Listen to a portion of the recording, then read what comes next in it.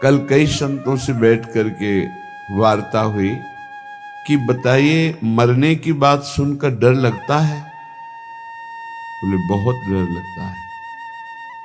क्यों क्यों डर लगता है? क्या अपने प्रभु के पास जाने में आपको भय लग रहा है? तो आप कहेंगे नहीं, इसका कारण संसार आपको बहुत प्रिय लग रहा है, शरीर बहुत प्रिय लग रहा है, भोग बहुत प्रिय लग रहे हैं, इसलिए शरीर छोड़ने की बात सोचने मात्र से भय लगता है। सोचो, बैठ के आधा मिनट सोचो कि अगर अभी मृत्यु आ जाए तो 30 सेकंड बाद मानो हम मर जाएंगे, कैसा लगेगा? अभी घबराहट पैदा हो जाएगी। यही मिटाना साधना है। मरने की तैयारी ना करने के कारण मृत्यु से भय लगता है। नहीं, मृत्यु श्री कृष्ण का आलिंगन है। भगवान कह रहे सब कुछ हरण करने वालों में मैं महान मृत्यु हूं, तो मेरे प्रभु ही तो मृत्यु रूप में आते हैं। फिर डरना क्या? डर इसलिए लग रहा है शरीर प्रिय है, भोग प्रिय है, संसार अच्छा लगता है, नाली का कीड़ा भी यहां बहुत अच्छे से जीना चाहता है, ऐसे उसको बहुत अच्छा लगता है, कभी प्रलय ना हो, कभी नाश ना हो, और ये मुझे नाली में रहने को मिले। शूकर अपनी इच्छा चाहता है, सब अपनी अपनी इच्छाओं में ही जीना चाहते हैं, इसीलिए मरने से भय लगता है। यदि इच्छा का नाश हो जाए तो मृत्यु नामक कोई वस्तु है ही नहीं, कोई भय नहीं है। थोड़ी देर सोचो, दूसरे के उपदेश की जरूरत नहीं, आप खुद सोचिए। मृत्यु तो होनी ही है, निश्चित होनी है। इसका नाम मृत्यु लोक है। जो यहां जन्मेगा वो मरेगा, निश्चित पक्का है ये। अब जब मरना ही है तो हम मरने की तैयारी ऐसी क्यों न कर ले कि मुझे मृत्यु से भय न लगे, पर हम जीने की तैयारी में खूब लगे हैं। देख लो, बढ़िया मकान, बढ़िया खान पान, वस्त्र, परिवार, रिश्ता नाता, ये सब जीने की तैयारी पूरे जीवन भर करते रहे, पर मरने की तैयारी नहीं की, इसलिए मृत्यु से भय लगता है। और मरना निश्चित है, छूटना निश्चित है, तो फिर मन पछतई है अवसर बीते। ये अंत ही तो ही तजेंगे, पामर तू न तजय बही ते, मन पछतई है अवसर बीते।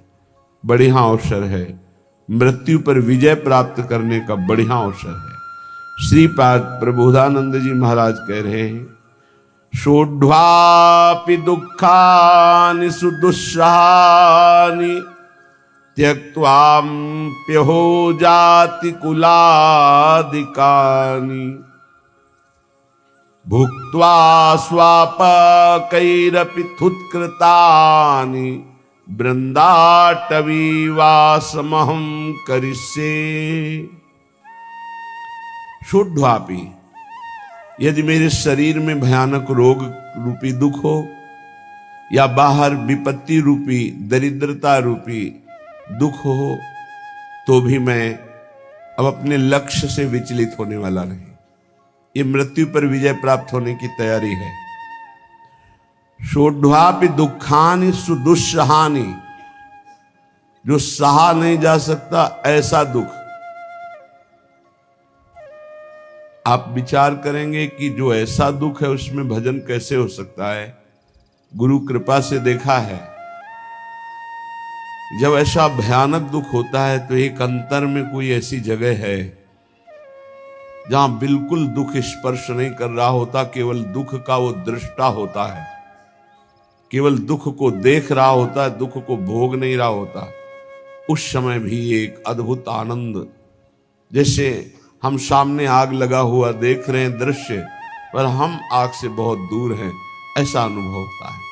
इसलिए जब तक आप नाम जप नहीं करेंगे, जब तक आप भगवत आराधना नहीं करेंगे, तब तक आप दुखों को सहन करने में असमर्थ रहेंगे, और जहां दुख आया तहां फिर भजन नहीं बनेगा। कल एक उपासक एकांतिक में प्रश्न कर रहे थे कि बहुत कृपा है हमारे ऊपर प्रभु की, खूब नाम जप करते रहे, पर अब हमारा शरीर अस्वस्थ हो रहा है, अब भजन में रुचि नहीं रह गई। ऐसा कैसे हो सकता है कि आपका खूब नाम जब चल रहा हो, खूब अच्छा लग रहा हो, फिर भजन छूट जाए रोग में? और साधारण रोग, शुगर हो जाना, ब्लड प्रेशर हाई लो हो जाना, ये तो सबके लगभग है। कोई बिरला ही बचता है जिसके शरीर में रोग ना हो, ये कलिकाल है। अगर रोग ये साधारण आने पर आपका भजन छूट जाता है तो असाध्य रोगों में क्या करेंगे? आप तो फिर प्रभु को भूल ही जाएंगे। तो आपकी तैयारी क्या रही? तैयारी तो इसी बात की है कि भारी विपत्ति बाहर और अंदर शरीर रोग ग्रसित पर हम आपका भजन नहीं छोड़ेंगे। शुद्धापि दुखानि सुदुस्सहानि, ऐसा दुख जो सहा नहीं जा रहा, उस समय भी हम राधा राधा राधा राधा ऐसा रटेंगे। त्यक्त्वाप्य हो जाति कुलादिकानि, हमारे कुल के, हमारे जाति के, हमारे परिवार के त्यक्त्वा, हमें त्याग दे तो भी मैं ऐसी परिस्थिति में भी प्रभु का स्मरण नहीं छोड़ूंगा।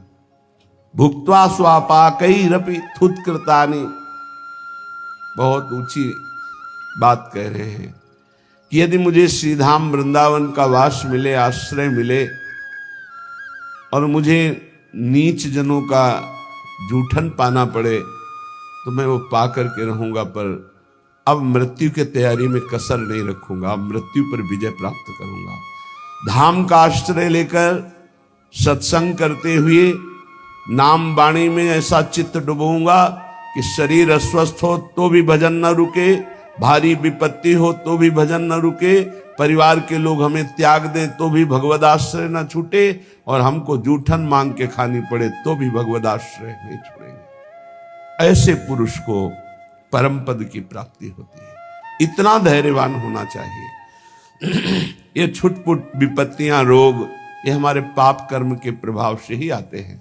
हमको आनंद पूर्वक सहना सिखाता है सत्संग, शास्त्र, भजन, ये सामर्थ्य देता है। भजन नहीं तो बातों से नहीं सह पाओगे।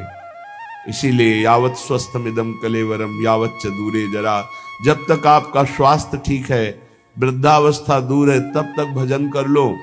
ऐसा अभ्यास कर लो कि किसी भी स्थिति में भजन न छूटे।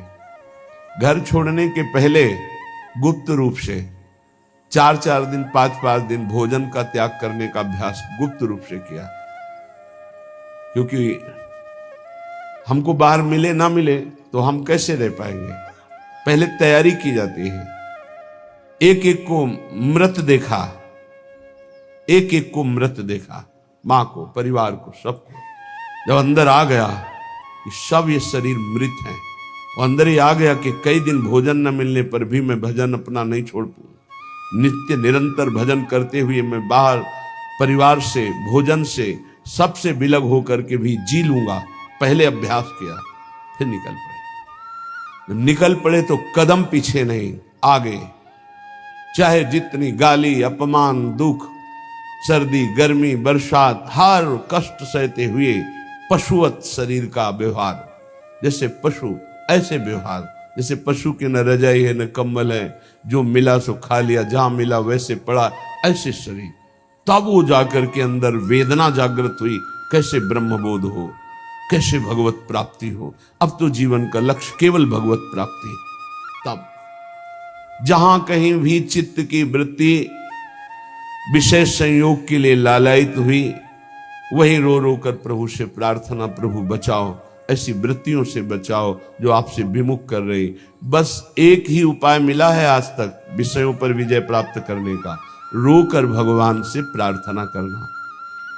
नहीं, विषय इतने प्रवीण है कि इंद्रियों को बलात् अपने में तन्मय कर लेते हैं। इंद्रियां इतनी प्रबल है कि मन को बलात् अपने में अधीन कर लेती। मन इतना प्रबल है कि बुद्धि को अधीन कर लिया। बुद्धि